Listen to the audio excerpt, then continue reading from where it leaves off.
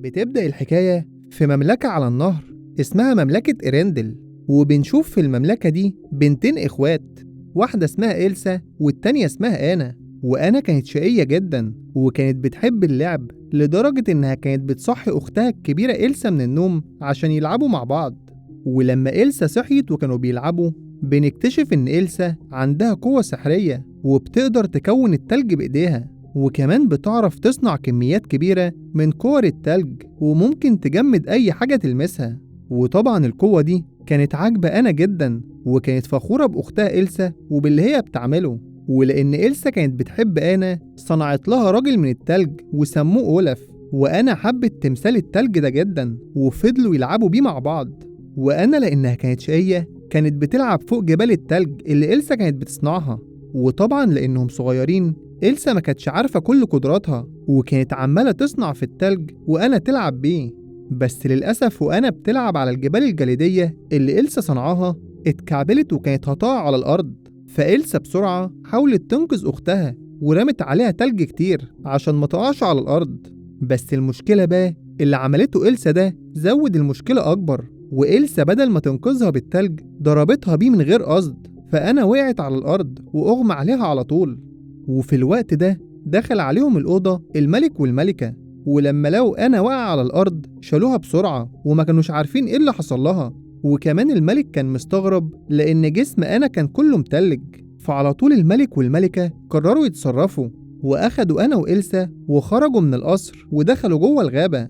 وهناك بقى الملك وصل للأقزام السحرية وطلب منهم إنهم يساعدوه ويحاولوا ينقذوا بنته، لأن الأقزام دول هم بس اللي هيقدروا يلحقوها. فزعيم قبيلة الأقزام وافق إنه يساعد الملك وينقذ بنته، بس برضه عرفه إنه لازم يمسح ذاكرة آنا وفهمه إنه هيعمل كده عشان يخليها تنسى قوة إلسا السحرية. فالملك والملكة طبعا وافقوا وقالوا لزعيم الأقزام أدم هو ده اللي هينقذها يعمل كده من غير تردد. فالزعيم ساعدهم فعلا وأنقذ آنا. بس قبل ما يمشوا زعيم الأقزام حذر الملك من قوة إلسا وقال له إن قوتها دي هتفضل تزيد طول ما إلسا بتكبر، وقال له إن إلسا لازم تتعلم من دلوقتي تتحكم في قوتها، لأنها لو فضلت كده وكبرت قوتها السحرية هتبقى خطر كبير عليها وعلى كل الناس اللي حواليها.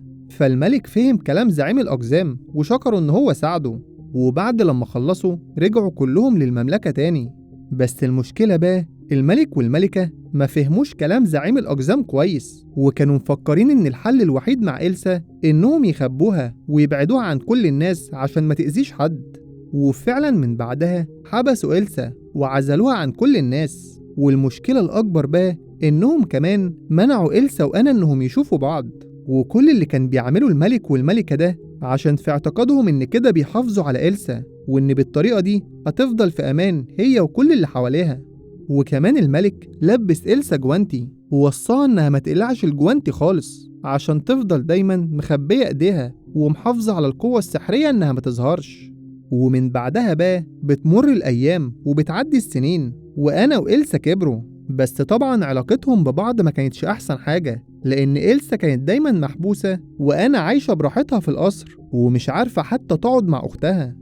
وفي يوم من الأيام الملك والملكة قرروا إنهم يسافروا في أجازة لمدة أسبوعين، وراحوا ودعوا أنا وإلسا وجهزوا شنطهم وركبوا السفينة واتحركوا. بس للأسف بعدها وهم في البحر كان في عواصف قوية وموج البحر كان عالي، ولسوء الحظ بقى سفينة الملك والملكة ما قدرتش تقاوم العواصف ولا الأمواج العالية، وللأسف السفينة غرقت وماتوا. وطبعا بعدها الخبر وصل للمدينة بتاعتهم، فكل أهل المدينة زعلوا لأن الملك والملكة دول كانوا طيبين وكل الناس كانت بتحبهم. وحتى كمان إلسا وآنا كانوا زعلانين جدا وما كانوش مصدقين اللي حصل لباباهم ومامتهم. وإلسا من كتر الحزن حولت أوضتها كلها لتلج وما كانتش بتخرج منها خالص. وحتى أنا هي كمان كانت على طول حزينة وحاسة بالوحدة دايما. ومن وقتها عدى عليهم 3 سنين، وفي اليوم ده المملكة كلها بتكون بتحتفل لأن النهاردة يوم تتويج إلسا عشان تبقى الملكة الجديدة وتحكم المدينة. وطبعا اللي بيحصل ده إلسا ما كانتش راضية عنه، بس ما كانش قدامها حل تاني لأنها لازم تبقى الملكة مكان مامتها وباباها. وفعلا بعدها بدأت الاحتفالات في القصر، وكل الأمراء والملوك كانوا جايين من المدن اللي جنبهم عشان يحضروا حفل تتويج إلسا. وأثناء الحفلة أنا بتتعرف على شخص اسمه هانس وبيقول لها إنه أمير في مملكة جنبهم، فأنا على طول بتعجب بيه وبيفضلوا يرقصوا مع بعض. ولما خلصوا رقص طلعوا قعدوا هما الاتنين مع بعض. ووقتها بقى أنا بتعترف لهانس إنها دايما وحيدة وحاسة إن إلسا ما بتحبهاش ولا بتحب تتعامل معاها أصلا. فهانس قال لها إن هو كمان عنده نفس المشكلة دي، لأن إخواته كلهم بيتجاهلوه وبرضه بيعاملوه وحش زي ما إلسا بتعاملها. وفي اللحظة دي بقى أنا حست إنهم شبه بعض وطلبت من هانس الجواز. فهانس طبعا فرح لأن هو ده اللي كان عايزه من الأول. وعلى الجانب الآخر إلسا كانت خلاص جهزت ولبست الفستان الملكي ونزلت عشان يبدأوا التتويج. وساعتها بقى الوزير طلب منها إنها تقلع الجوانتي وتمسك أدوات التتويج بإيديها. ففي الأول إلسا كانت خايفة لأنها عارفة إنها مش هتقدر تتحكم في قوتها وممكن لو قلعت الجوانتي قوتها تظهر. بس لأن الوزير أحرجها ما كانش قدامها حل تاني، وفعلا قلعت الجوانتي ومسكت أدوات التتويج. وبعد ثواني بالظبط الأدوات بدأت تتجمد، فإلسا رجعتها مكانها على طول ولبست الجوانتي بتاعها تاني قبل ما حد يشوف اللي حصل. وفعلا ساعتها مراسم التتويج خلصت وإلسا بقت هي الملكة رسميا على المدينة. وأثناء الحفلة بقى أنا جابت هانس وراحت لإلسا وعرفته عليها. والغريب بقى إن أنا قالت لإلسا إن هي وهانس قرروا يتجوزوا وبيطلبوا منها الموافقة. فإلسا من غير تردد رفضت الكلام ده وقالت لأنا انتوا لسه عارفين بعض فازاي هتتجوزوا. بس أنا كانت برضه مصرة لدرجة إنها اتخانقت مع إلسا. وفي وسط الخناقة دي أنا شدت الجوانتي بتاع إلسا وفضلت تقول لها انت أنانية وكلام تاني يضايق. فإلسا ساعتها اتضايقت فعلا ومن غير ما تقصد صنعت أشواك من التلج. وساعتها بقى الناس كلها اكتشفوا قوة إلسا وما كانوش مصدقين اللي هم شايفينه. وحتى أنا هي كمان كانت مصدومة من اللي هي شافته. وفي اللحظة دي أخيرا عرفت باباها ومامتها كانوا حابسين دايما إلسا ليه، وفهمت إن كل ده مش بإيديها. وطبعا أنا كانت مصدومة كده لأنها زي ما قلنا الأقزام مسحوا ذاكرتها زمان وما كانتش عارفة إن أختها عندها قوة سحرية. وبالنسبة بقى لأهل المدينة كانوا مش مصدقين قوة إلسا، ومنهم اللي كان بيسقف لها ومنهم اللي كان بيشتمها. فإلسا ساعتها اتوترت وخبطت من غير ما تقصد في النافورة. وطبعا أول لما عملت كده نافورة المية كلها اتحولت لتلج. وكمان من كتر توتر وخوف إلسا البحر اللي حوالين المملكة بتاعتهم كله اتجمد. وكمان غير كده الدنيا بدأت تنزل تلج وكل الناس حسوا بالبرودة وكانوا سقعانين جدا، وده كله طبعا بسبب زعل وغضب إلسا. ففي جزء من الناس قالوا إن إلسا لعنة وشر عليهم، بس في جزء تاني كانوا بيحبوا إلسا وقالوا إن دي مشكلة مؤقتة وأكيد هتتحل. وعلى الجانب الآخر إلسا من كتر خوفها سابت المدينة كلها وهربت بعيد عشان تعيش لوحدها. وبالنسبة بقى لآنا قررت إنها ما تتخلاش عن أختها لأن الوقت ده أكيد أكتر وقت هي محتاجاها فيه. وساعتها بقى أنا جهزت نفسها وقبل ما تمشي من المملكة قالت للناس إن هانز هيبقى هو الملك لحد ما هي وأختها يرجعوا. وفعلا وقتها أخدت الحصان بتاعها ومشيت عشان تدور على إلسا. وعلى الجانب الآخر إلسا بتكون هربت لمكان بعيد وساعتها بتكون بتغني وفرحانة لأنها كده هتعيش لوحدها ومحدش هيتأذي من قوتها. وكمان إلسا صنعت لنفسها قصر من التلج عشان تعيش فيه، وحتى لبسها صنعته هو كمان من التلج. وإلسا بدأت تتأقلم مع حياتها الجديدة وكانت معتقدة إنها هتفضل هنا دايما لحد ما تموت. بس في نفس الوقت ده بقى أنا كانت لسه بتدور على إلسا، ومع إنها بقالها كام يوم بتدور بس برضه ما فقدتش الأمل وقررت إنها مش هترجع غير لما توصل لإلسا. بس للأسف وهي جنب الشجر وقع عليها قطعة تلج كبيرة، فساعتها الحصان بتاعها خاف وساب أنا وهرب. فأنا وقتها ما كانتش عارفة تتصرف إزاي، بس برضه قررت تكمل وأكيد هتوصل. ولما الليل جه أنا كانت خايفة وبردانة جدا، ولحسن حظها لقت قدامها بيت، فراحت بسرعة ودخلت البيت ده عشان تشوف أي حد يساعدها. ولما دخلت البيت اتفاجئت إنه محل أدوات للصيد، فطلبت من صاحب المحل إنه يساعدها. فصاحب المحل لأنه راجل عجوز قال لها إنه مش هيقدر يساعدها في حاجة، والحاجة الوحيدة اللي ممكن يعملها لها إنه يديها أدوات حفر للتلج. وفي اللحظة دي بيدخل شخص للمحل وبيطلب من صاحب المحل أدوات معينة، بس صاحب المحل بيرفض وبيقول للشخص ده إنه لازم يدفع الفلوس المتأخرة الأول وبعدها يبقى ياخد اللي هو عايزه. فوقتها أنا استغلت الفرصة واشترت كل الأدوات اللي الشخص ده كان عايزها وراحت اديتها له، وطلبت منه إنه يساعدها عشان توصل لأختها إلسا. فالشخص ده وافق وعرف أنا إن اسمه كريستوف، وفعلا بعدها أنا وكريستوف بدأوا رحلتهم في التدوير على إلسا. بس المشكلة وهم في الطريق واجهتهم مخاطر كتير جدا، وكمان الذئاب ما سابوهمش في حالهم وطلعوا يجروا وراهم. ولما كريستوف كان بيحاول يبعد الذئاب عنه وقع وكانوا خلاص هيمسكوه، بس على آخر لحظة أنا لحقته وعرفت تنقذه منهم. وعشان أنا وكريستوف يهربوا من الديابة دول اضطروا إنهم ينطوا على جبل تاني، بس للأسف وهم بيعملوا كده زلاجة كريستوف وقعت واتدمرت، وحتى كريستوف نفسه كان هيقع هو كمان ورا العربية. بس على آخر لحظة أنا والغزالة بتاعت كريستوف رموله الحبل وأنقذوه قبل ما يقع. وساعتها أنا بتعتذر لكريستوف لأن زلاجته اتدمرت، بس بتقوله إنها هتعوضه ولما ترجع المملكة هتجيب له زلاجة تانية أحسن منها. فكريستوف فرح ورجع هو وأنا يدوروا على إلسا تاني. وبعد شوية تدوير وصلوا المكان مصنوع من التلج وكان شكله حلو جدا، وفي المكان ده لقوا راجل التلج اللي اسمه أولف اللي إلسا صنعاه. فأنا أول لما شافته طلبت منه إنه يساعدهم ويقول لهم مكان إلسا. فراجل التلج قال لأنا إنه عارف مكان إلسا بس مش هيقدر يقول لها لأن هي مش عايزة تشوف حد. فأنا حاولت تفهمه إنها عايزة تساعد إلسا عشان تتحكم في قوتها وترجع الصيف تاني للمدينة. فساعتها راجل التلج بيعجبه الموضوع وبيتخيل إن الدنيا فعلا صيف وهو قاعد مع ابنه في المية وبيشربوا شاي. ولأن راجل التلج اتحفز جدا قرر إنه يساعد آنا ويوصلها لقصر إلسا. وعلى الجانب الآخر بنروح للمملكة تاني، وساعتها بنشوف إن المملكة بقت متغطية بالتلج وكل الناس بقوا سقعانين، والملك هانس كان جايب بطاطين للناس وبيوزعها عليهم عشان يتدفوا. وفي اللحظة دي بيوصل للمدينة حصان آنا. فهانس أول لما بيشوف الحصان بيعرف إن آنا أكيد كده في خطر أو حصل لها حاجة. وساعتها بقى هانز بياخد معاه حراس وبيقرر إنه يخرج من المملكة عشان يدور على آنا ويشوف إيه اللي حصل لها.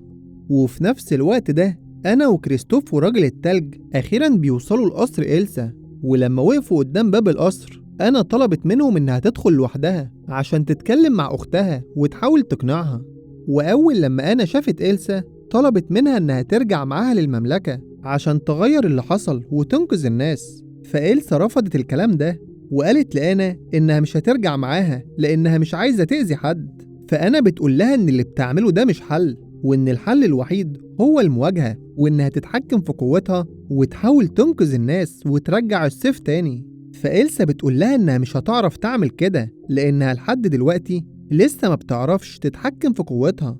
ولأن إلسا فعلا كلامها صح عملت نفس اللي عملته زمان، ولما حاولت تخرج أنا من القصر ضربتها بالتلج من غير ما تقصد. ومش بس كده، ده كمان إلسا صنعت وحش ضخم من التلج وطلبت منه إنه يطرد أي حد في القصر وكمان يمنع إن حد يخش لها تاني.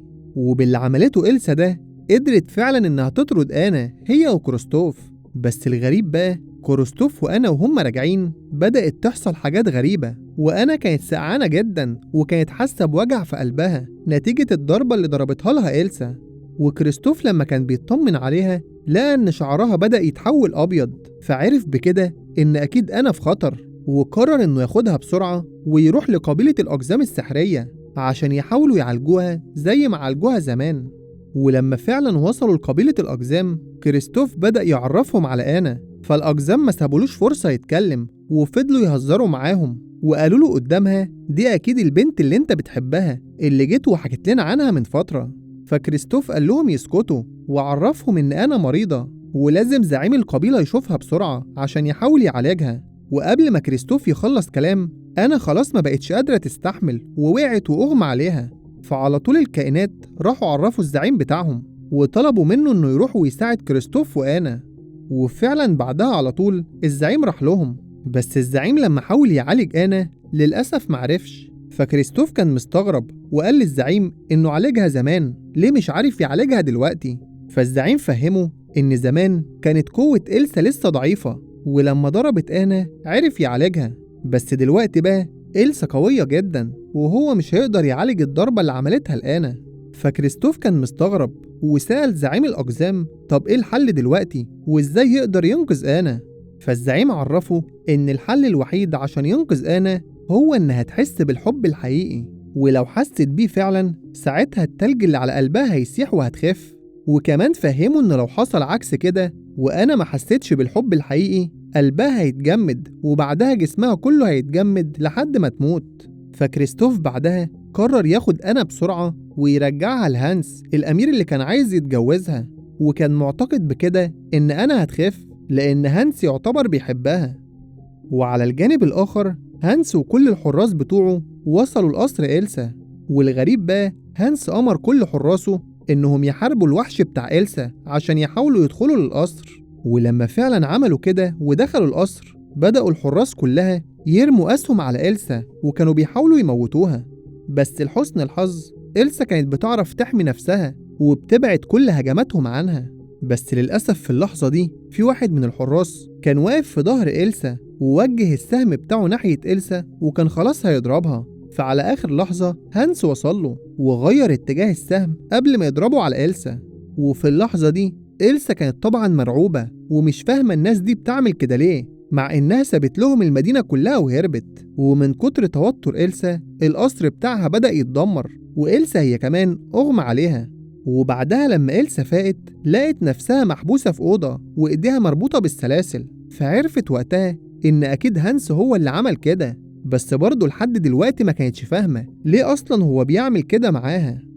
وفي نفس الوقت ده كريستوف وآنا وصلوا هما كمان المملكة، وساعتها بقى كريستوف سلم آنا للحراس وطلب منهم إنهم يوصلوها لهانس في أسرع وقت. وكان باين على كريستوف إنه فعلا خايف جدا على آنا، وكمان من كتر خوفه كان باين إنه بيحبها. وفعلا بعدها الحراس وصلوا آنا لهانس، ولما كله مشي آنا كانت معتقدة إنها هتبدأ تخف لأنها دلوقتي مع الشخص اللي بيحبها زي ما زعيم الأقزام عرفها. بس المفاجأة بقى هانس طلع كل ده بيخدع آنا وما بيحبهاش ولا حاجة، وكمان اعترف لها إن كل كلامه كان كذب وكل اللي هو كان عايزه إنه يتجوزها عشان يبقى الملك بعد ما فشل إنه يكون الملك في المملكة بتاعته. وطبعا الكلام ده كله أنا كانت مصدومة وهي بتسمعه لأنها طول الوقت كانت فاكرة إنه بيحبها فعلا. والمفاجأة كمان هانس اعترف لأنا بخطته وقال لها إنه هيسيبها هنا لحد ما تتجمد وتموت، وساعتها بقى هيقول لكل أهل المدينة إن إلسا هي اللي موتت أختها. وطبعا لما الناس تسمع كده هيقولوا إن إلسا مجرمة وهيكونوا عايزين يحاكموها على اللي هي عملته. وساعتها بقى هانس هيكون خلص منهم هما الاتنين وهيبقى هو الملك رسميا. وأنا كانت بتسمع الخطة دي وهي مرعوبة وكانت مش مصدقة إن في بني آدم بالشر ده. ولما هانس مشي راح للأوضة اللي محبوسة فيها إلسا، بس ساعتها اتفاجئ إن إلسا فكت نفسها وهربت باستخدام القوة بتاعتها.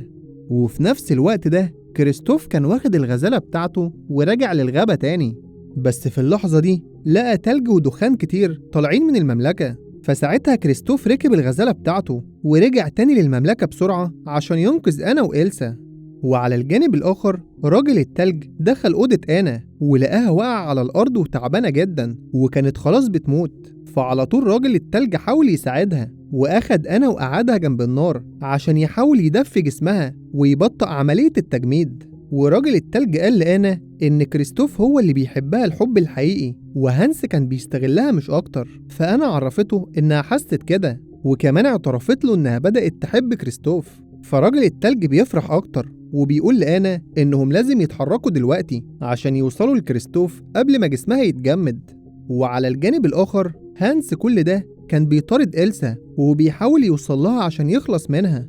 ولما فعلا أخيرا وصل لها ضحك عليها وقال لها إن آنا ماتت بسببها. فإلسا كانت مصدومة من الخبر ده وكمان وقعت على الأرض من كتر الصدمة وكانت عمالة تعيط وبتلوم نفسها لأن هي اللي عملت كل ده وحتى أختها ماتت بسببها. وطبعا في اللحظة دي هانس استغل الفرصة وفضل يقرب من إلسا وهو ماسك السيف بتاعه، وأول ما بقى خلاص جنبها رفع السيف وكان خلاص هيخلص عليها. بس على آخر لحظة أنا وصلت لهم ووقفت قدام سيف هانس. ولسوء الحظ الوقت كان خلاص فات، وأنا كان خلاص قلبها اتجمد كله وجسمها كله بقى عبارة عن تلج. وطبعا لما إلسا شافت أختها وهي متجمدة كده فضلت تعيط وحضنتها وكانت زعلانة جدا عليها. والمفاجأة بقى في اللحظة دي التلج بدأ يسيح من على آنا ورجعت تاني لطبيعتها. وساعتها بقى أنا بتفهم إن لما زعيم الأقزام قال لها لازم تلاقي الحب الحقيقي كان قصده على حبها لإلسا وحب إلسا ليها. وكده علاقة إلسا وأنا اتحسنت ورجعوا يحبوا بعض تاني. وكمان بعدها إلسا قدرت تتحكم في قوتها وعرفت بكل سهولة تشيل التلج اللي كان مغطي المدينة وترجع الصيف تاني للمملكة كلها. وباللي عملته إلسا ده رجعت ثقة الناس كلها فيها، وكلهم بقوا فخورين إن الملكة بتاعتهم عندها قوة سحرية. وبالنسبة لهانس، إلسا وأنا حبسوه في قفص حديد وبعتوه للمملكة بتاعته، وكان معاه رسالة إلسا كاتبة فيها كل الجرائم اللي عملها. وبالنسبة بقى لكريستوف، أنا جابت له زلاجة جديدة بدل اللي هي دمرتها. وكمان أنا كده لقيت الشخص اللي بيحبها من غير ما يكون ليه أي مصلحة في حبه ليها. وبالنسبة بقى لإلسا، جمعت كل أهل المدينة وعملت لهم ساحة من التلج عشان يلعبوا ويرقصوا فيها ويبدأوا الاحتفالات الحقيقية بتتويج الملكة إلسا. وبكده خلص الجزء الأول من الفيلم. يلا بينا على الجزء التاني. بتبدأ الحكاية وقت ما إلسا وأنا كانوا صغيرين، وكان وقتها الملك بيحكي قصة لإلسا وأنا حصلت زمان. والقصة دي عن قبيلة اسمها نورسيلدا، ودول كانوا قبيلة كبيرة وعايشين في الغابة. واللي كان بيحمي القبيلة دي قوى الطبيعة الأربعة اللي هما المية والهواء والنار والأرض. وبسبب كل القوة دي أفراد القبيلة كان حياتهم مختلفة عن باقي الشعوب. وفي يوم من الأيام ملك مدينة إرندل راح وتعرف على زعيم قبيلة نورسيلدا. وملك إرندل ده كان أبو الملك الحالي وجد إلسا وأنا.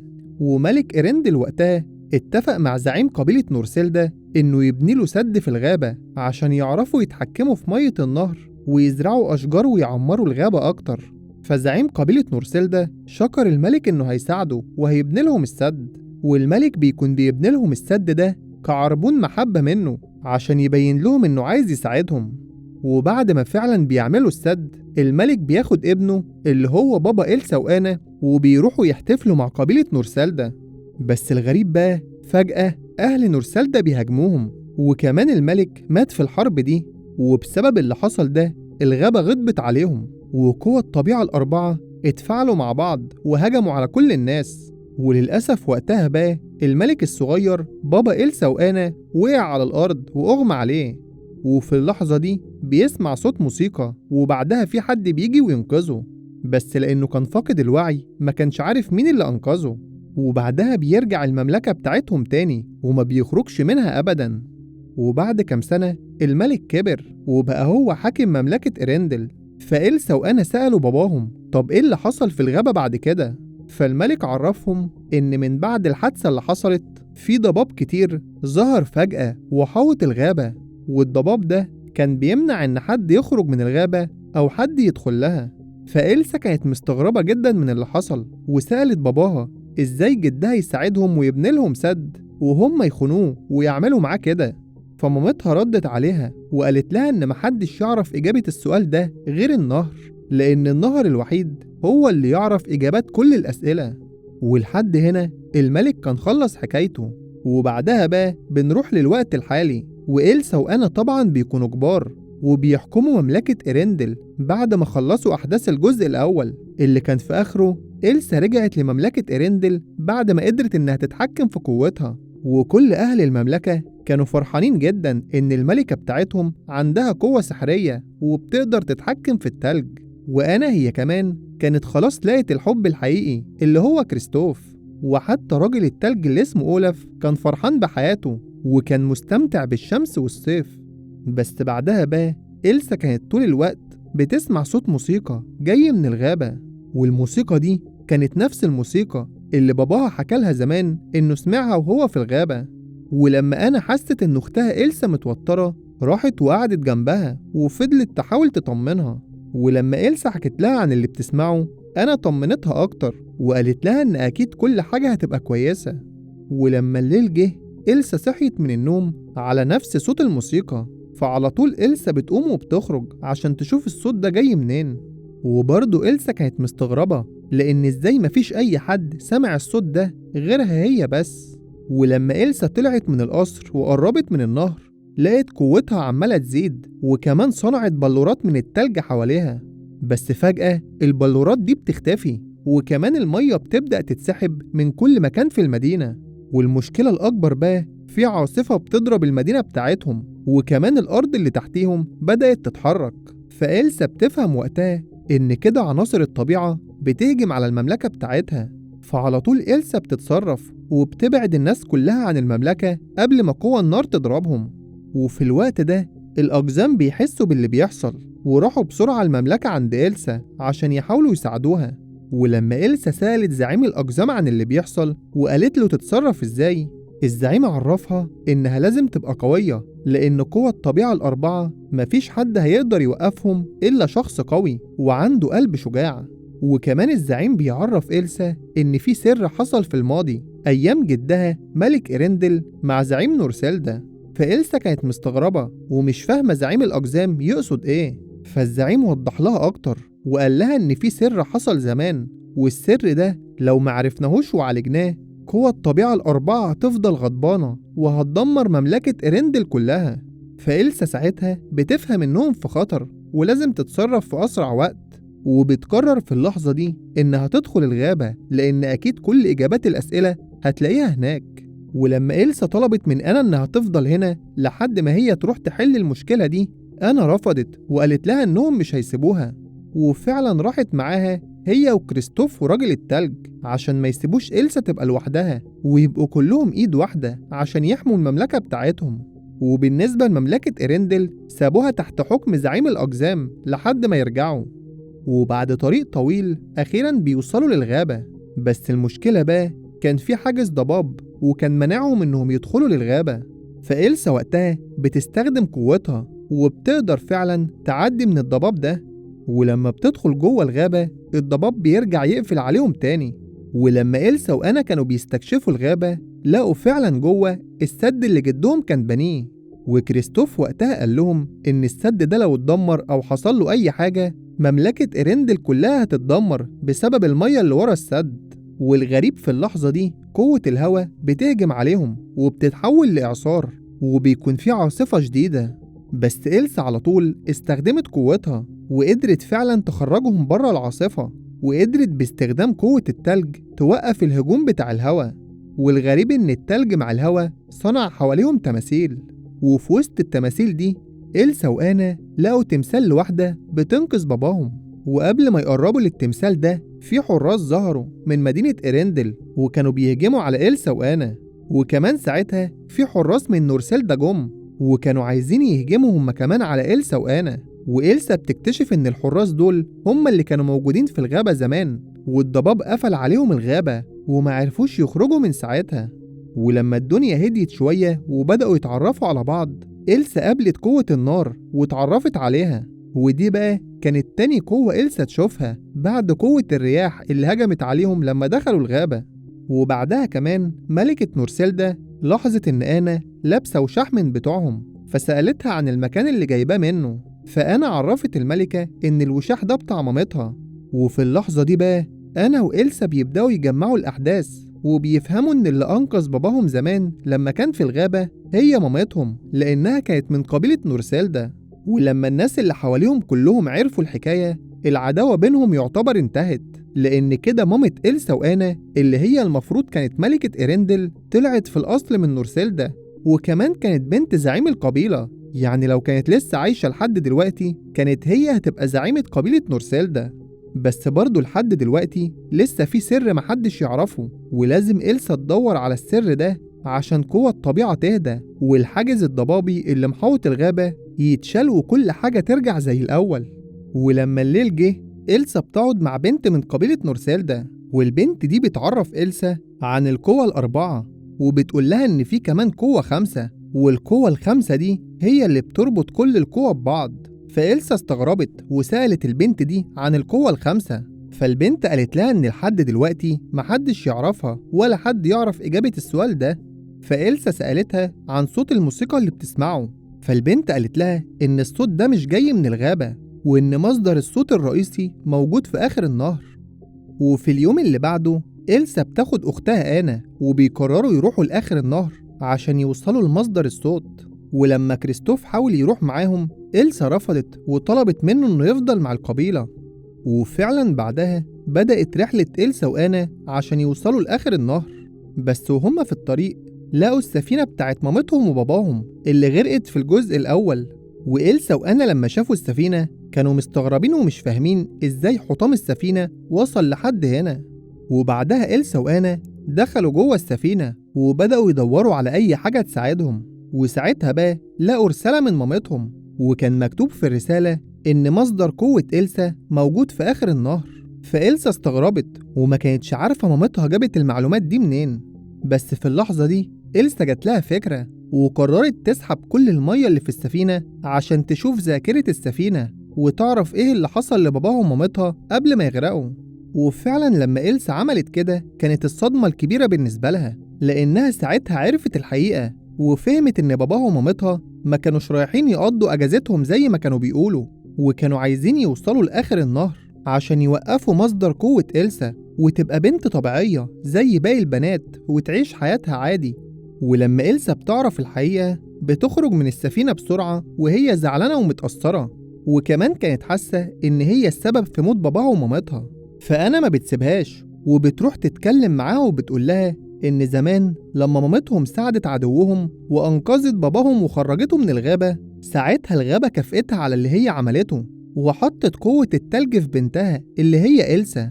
وكمان أنا شجعت إلسا أكتر وقالت لها إن لو في حد هينقذ قبيلة نورسيلدا وقبيلة إرندل هيبقى هو أنتي. فإلسا بعد الكلام ده اتشجعت وقررت إنها تكمل رحلتها عشان تنقذ القبيلتين. بس قالت لأنا إن عندها شرط واحد، وهو إنها ترجع وما تكملش معاها. بس طبعا في الأول أنا رفضت وقالت لإلسا إنها مش هتسيبها وهتكمل معاها الرحلة. فإلسا لأنها كانت خايفة على أنا صنعت مركبة من التلج ورجعت أنا بالعافية للقبيلة تاني. وبعد لما إلسا اطمنت إن أنا بعدت رجعت كملت طريقها تاني عشان توصل لآخر مكان في النهر. وكمان وقتها ركبت حصان مصنوع من قوة المية وفضلت تجري بيه بأقصى سرعة عشان توصل لآخر النهر. وبعد طريق طويل أخيرا إلسا وصلت، بس اتفاجئت إن المكان كله كان متجمد. فبدأت تستكشف المكان ده عشان تفهم أكتر وتحاول تلاقي أجوبة للأسئلة بتاعتها. والمفاجأة بقى ساعتها إلسا اكتشفت إن هي القوة الخامسة اللي البنت قالت لها عليها. وقدرت إلسا باستخدام قوتها إنها تربط كل القوة ببعض وتتحكم فيها تحكم كامل. وقدرت إلسا باستخدام كل القوة دي إنها ترجع ذاكرة النهر القديمة من أيام جدها الملك وزعيم قبيلة نورسيلدا. وساعتها بقى إلسا بتكتشف إن جدها الملك هو اللي بدأ الحرب الأول وغدر بزعيم نورسيلدا. وده لأن جدها الملك ما كانش واثق في زعيم قبيلة نورسيلدا وكان شايف إن هم مش طبيعيين لأنهم بيستخدموا قوة الطبيعة. وكمان إلسا بتكتشف إن جدها أصلا كان بنيلهم السد ده عشان يضعف قوة الغابة، وكل مخططات جدها كانت شريرة وكان هو السبب في كل اللي حصل ده. وبعد ما إلسا عرفت الحقيقة واكتشفت السر اللي كان متخبي من سنين، للأسف ملحقتش تعمل حاجة لأنها لقت إن القوة بتاعتها بدأت تنتهي وكمان جسمها بدأ يتجمد. فعلى طول إلسا بتبعت رسالة لأختها آنا قبل ما تتجمد وما تعرفش تكشف لهم السر وتقول لهم إيه اللي حصل زمان. وفعلا بعدها الرسالة وصلت لآنا، وآنا كده عرفت اللي جدها عمله واكتشفت السر هي كمان. بس بعدها أنا عرفت إن الحل الوحيد عشان اللعنة تنتهي لازم السد اللي جدها بناه يتهد، وساعتها اللعنة فعلا هتنتهي. وفي اللحظة دي أنا لقيت راجل التلج اللي معاها بدأ يتفكك ويدوب. فساعتها عرفت إن أكيد كده إلسا هي كمان في خطر ولازم أنا تتصرف بسرعة عشان تنقذها من الخطر اللي هي فيه. وبعد شوية تفكير أنا لقيت الحل وعملت خطة وبدأت تنفذها. وأول حاجة عملتها راحت للعمالقة الصخريين وفضلت تضايق فيهم عشان يصحوا ويطلعوا يجروا وراها. ولما فعلا نجحت إنها تصحيهم ركبت بسرعة هي وكريستوف على الغزالة وطلعت تجري ناحية السد عشان العمالقة وهم بيجروا وراهم يخبطوا في السد ويهدوه. ولما أنا وصلت للسد حراس نورسيلدا وقفوها ورفضوا إنها تدخل عنده. فساعتها أنا قالت لهم إن أختها إلسا ضحت بنفسها عشان تكتشف خيانة جدها لقبيلة نورسيلدا، وكمان عرفتهم إن الحل الوحيد عشان اللعنة تنتهي هو إن السد ده يتهد. فالحراس ساعتها حسوا إن أنا بتتكلم بجد، وقرروا وقتها يساعدوها في الخطة بتاعتها. وفعلا الحراس بدأوا يخبطوا على الدروع بتاعتهم عشان يجذبوا العمالقة للجسر، ولما العمالقة وصلوا للسد فعلا هدوه، وأخيرا خطة أنا نجحت. بس المشكلة بقى المية اللي ورا السد بدأت تخرج بكميات كبيرة، وكمان في اللحظة دي بتظهر علامة القوة ال4 في السماء. بس الغريب بقى كان معاهم القوة ال5 اللي هي قوة إلسا. وعلى الجانب الآخر إلسا أخيرا اتحررت من الجليد، وعلى طول وقتها فهمت إن أنا نجحت إنها تهد السد. بس دلوقتي بقى في مشكلة كبيرة، وهي المية اللي خرجت من السد. فعلى طول إلسا صنعت حصان من قوة المية وطلعت تجري بأقصى سرعة عشان توصل لمملكة إرندل. وعلى آخر لحظة إلسا وصلت وصنعت سور كبير جدا من التلج، والسور ده وقف المية اللي خارجة من السد ومنعها إنها تدمر مملكة إرندل. وكده بقى إلسا أنقذت المملكة. وكمان في اللحظة دي سور الضباب اللي كان حوالين الغابة بدأ يختفي، وده معناه إن اللعنة خلاص انتهت، وإلسا وآنا هما اللي عملوا كل ده. وبعدها إلسا راحت حضنت آنا وشكرتها على كل اللي هي عملته، وكمان قالت لها إن اللعنة انتهت بفضل شجاعتها. وبعد لما الدنيا بتهدى إلسا بتقرر إنها تفضل في الغابة وتعيش مع أهل مامتها قبيلة نورسيلدا. وبالنسبة بقى لمملكة إرندل أنا هي اللي هتحكمها وهتبقى هي ملكة إرندل. وبكده بقى الأختين بقوا هما اللي ماسكين المملكتين، مملكة إرندل ومملكة نورسيلدا. وخلص الفيلم لحد هنا. لو عجبك ما تنساش الاشتراك ومتابعة كل جديد.